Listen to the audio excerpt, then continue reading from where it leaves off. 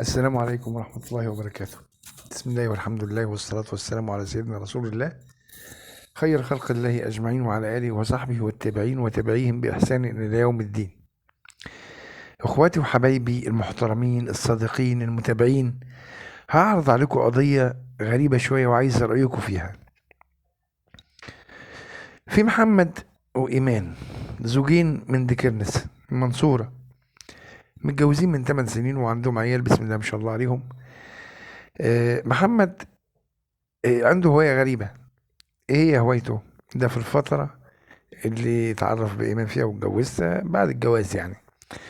هوايته بيصور فيديوهات على طول، بيصور إيمان وهي بتكنس، بيصورها وهي بتغسل، بيصورها في المطبخ، بيصورها على السرير وهي نايمة ونحسانة، بيصورها وهي معاه على السرير.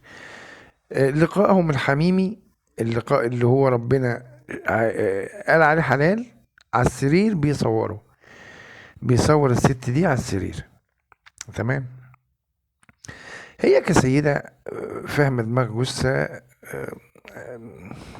قالت له مرة واتنين وتلاتة كده غلط، لا أنا عايز كده.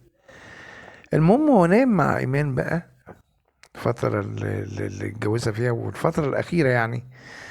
محمد كان له مكالمات جنسية في التليفون مع بنات كتيرة، بنات شمال مومسات، عشان البنات دي ترضى تنام مع محمد. أنا آسف لإخواتي كلهم اللي بيسمعوني طبعا. البنات دي عشان ترضى لمحمد بيبعت لهم الفيديوهات بتاعته هو ومين، هو ومراته، شرفه، عرضه.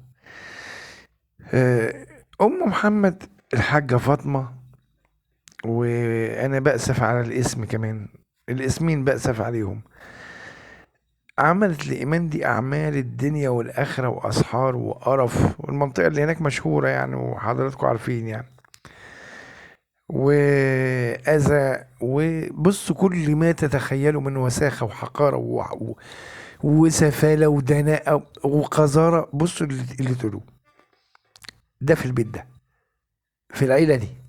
تمام. يعملوا ايه؟ يصوروا بنت الناس وفضحوها في البلد.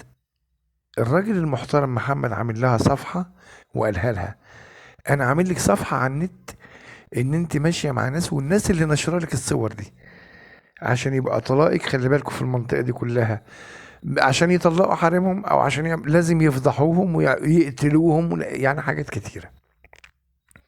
تمام. على فكرة بنت كنس الجمالية حاجة بسيطة. فمصورها وبيبعت الصور لمين؟ للعاهرات. احدى العاهرات راحت بعتت الصور او الفيديوهات لأم إيمان. المرة أم إيمان محترمة، قالت لي أنا استحيت أشوف بنتي في الوضع ده، لا ربنا محلل ده بنتي بس في أوضة نومها مع جوزها. المجاهرة حرام يا عم